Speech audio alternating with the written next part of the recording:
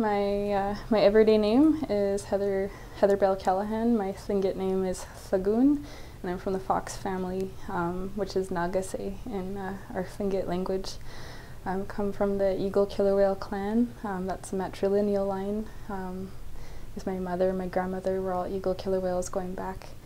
Our family originates in the Teslin area and also in Akbay, and my grandma's father was born in Dai, so we have a mixture of Alaska Native and Yukon Native ancestry in our family. And I had the wonderful experience to be able to travel this year to do some weaving exchange, and I went to Kauai, Hawaii, and there was a weavers group there that was really curious and really interested in the type of arts I was doing.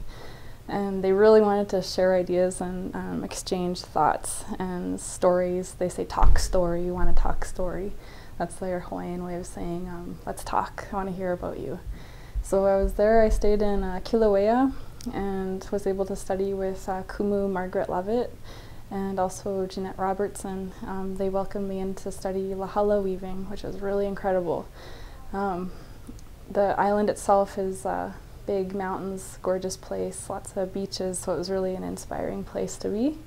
So while I was there, I started working on a hat, one of our Tlingit style hats. So I started it with cedar on the top and then mixed in Lahala. But as I was doing it, I started really working on, because I was noticing a lot of similarities in the weaving styles.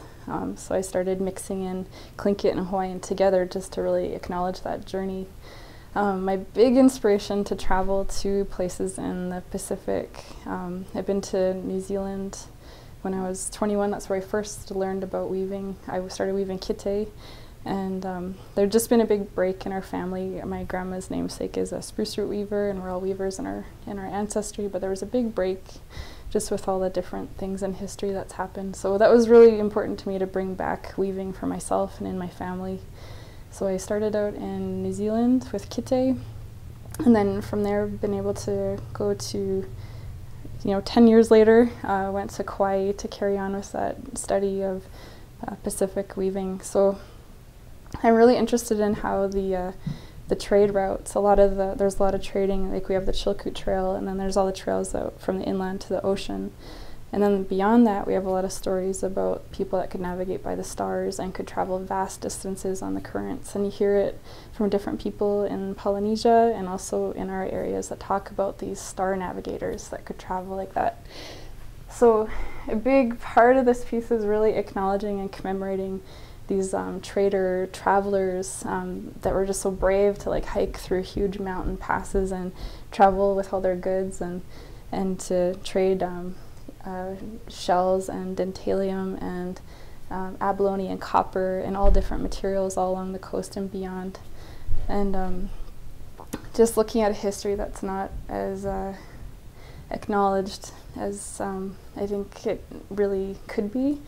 And even just looking at the coins they found in central Yukon from China that have been under the earth since the 1400s, that's such an amazing story in itself. Just how did those coins get there in the 1400s and who brought them here, and that's such a huge distance to travel. So even with totem poles, I was in Japan last year, and in Hokkaido they had big huge totem poles, and the regalia was so similar to what we have here with the woven headdresses and then carvings in the front and then tunics.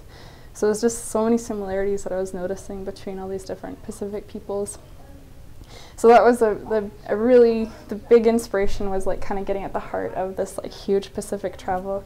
In the piece itself, there's Hawaiian lahala, and there's cedar woven in, and there's also Hawaiian Job's tears and dentalium and lots of abalone in the piece, and mixing the different styles.